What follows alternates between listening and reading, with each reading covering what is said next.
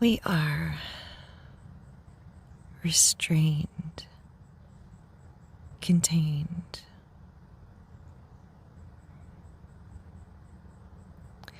We're restricted to our concepts of time, of community,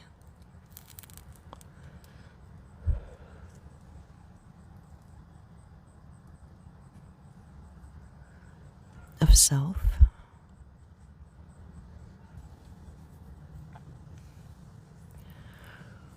We're wanderers, we're dwellers of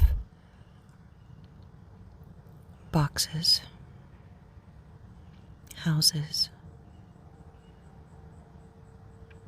constructs.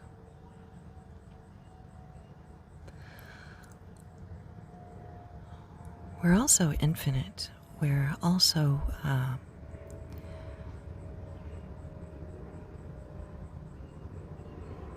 limitless.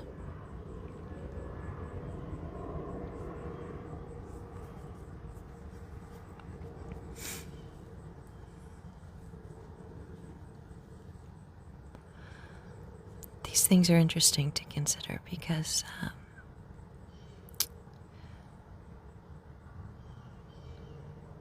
we're kind of a dichotomy, aren't we? We can be the opposite of ourselves. And ourselves. We can be the density and flexibility at the same time.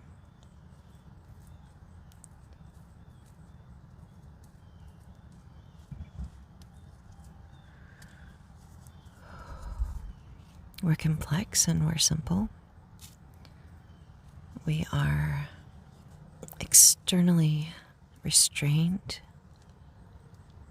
and internally free. Or maybe the other way around. We have so many parts of ourselves, don't we?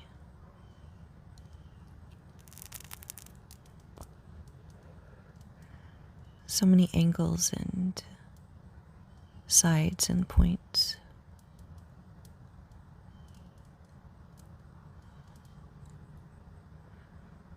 Why don't we explore those?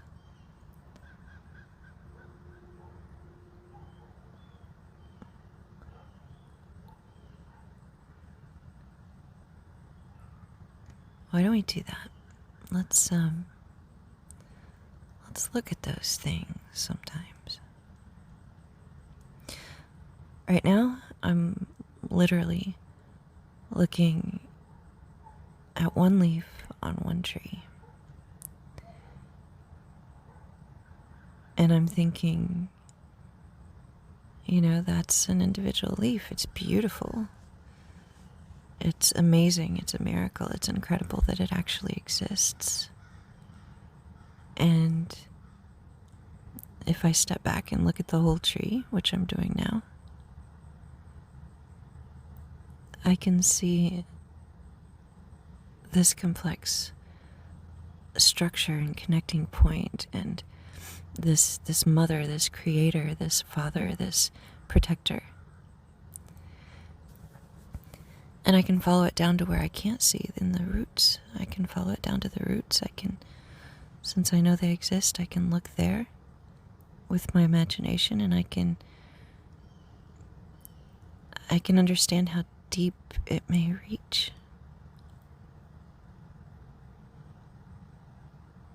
And how far those roots might have to endure in their growth to provide the safety and strength and protection for that one leaf.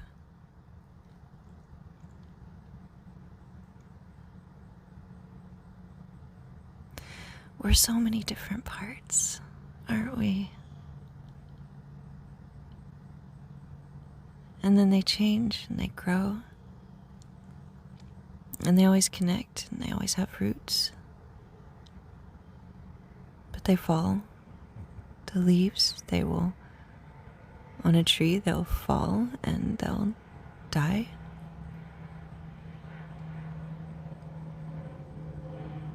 And then they'll come back in a different way, you know? They'll come back in a different way. They'll, over and over and over and over and over again, be recreated. They'll look similar, but they'll be a whole new, complete, different thing. The pattern is the same, with slight variations, with differences. Isn't that kind of like us? I mean, isn't that like our mind, our thoughts, our ideas, our lives?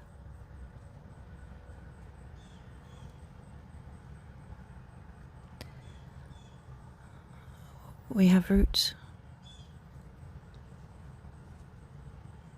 that keep us anchored to the earth, to the larger picture, to the whole, to the everything.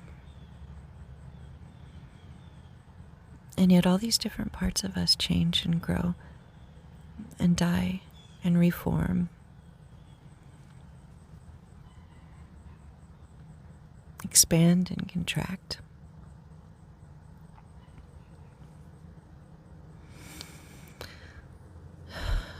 There are reminders of the cyclical,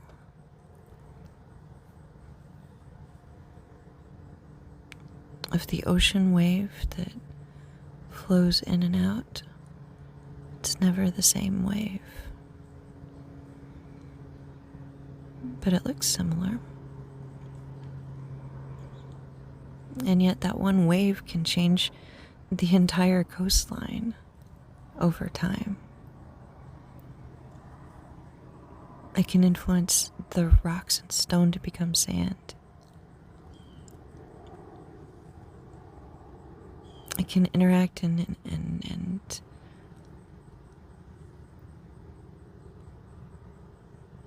literally soften and form new crystalline objects. And the power of the fractal concept, the fractal mathematics.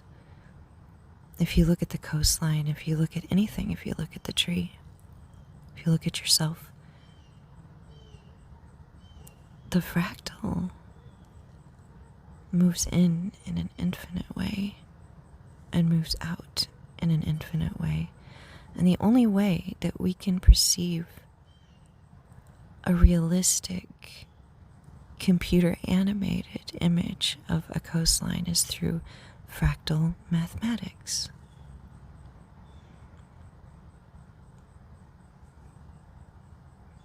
Computer animation was horrible before the fractal mathematics came into play. Now, with that, things are more realistic. The more fractal it gets, the more realistic it is.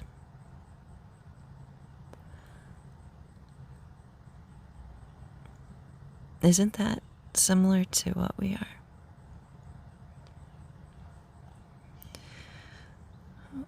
Each layer is a new renewal or a new perspective, a new element, a new aspect. And yet it's that whole pattern of that fractal form, those roots, those things that connect the whole, that keep us who and what we are.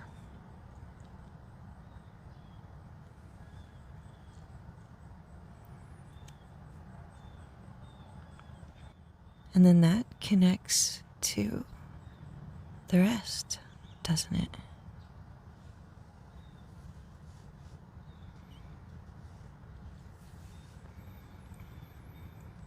sometimes our roots are intertwined.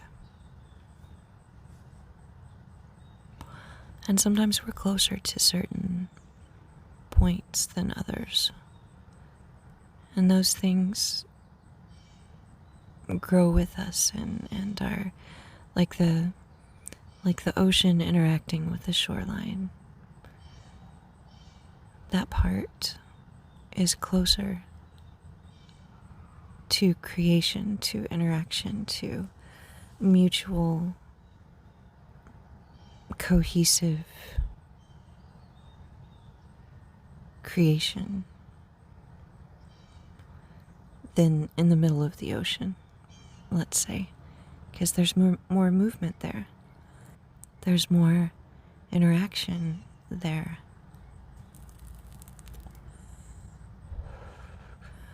On that sandy beach that we might lay on and enjoy the sun and enjoy the moon and enjoy the sounds.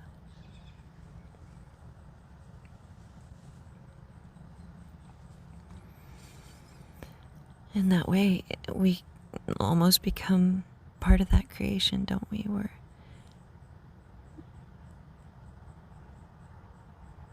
We're exploring that piece of the fractal.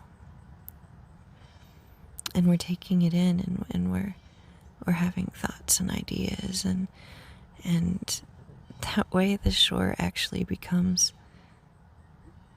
part of our creation, doesn't it? It interacts with us. We're laying there and we're taking it in. And the ocean that's helping create that sand is also helping create us.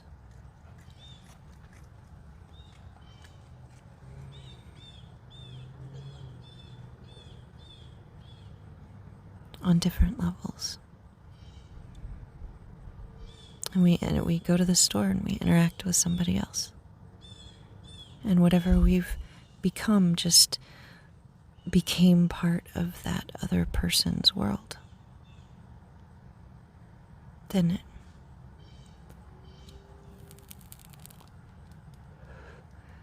And so on, and so on, and so on.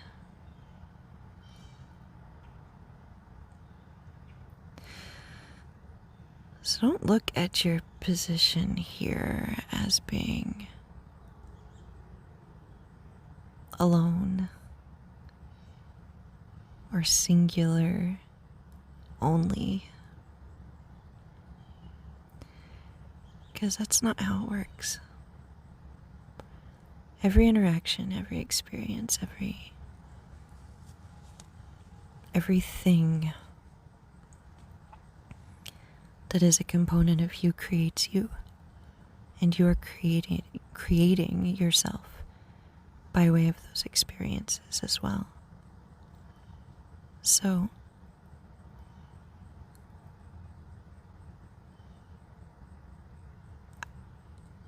explore. Explore and play and take it in.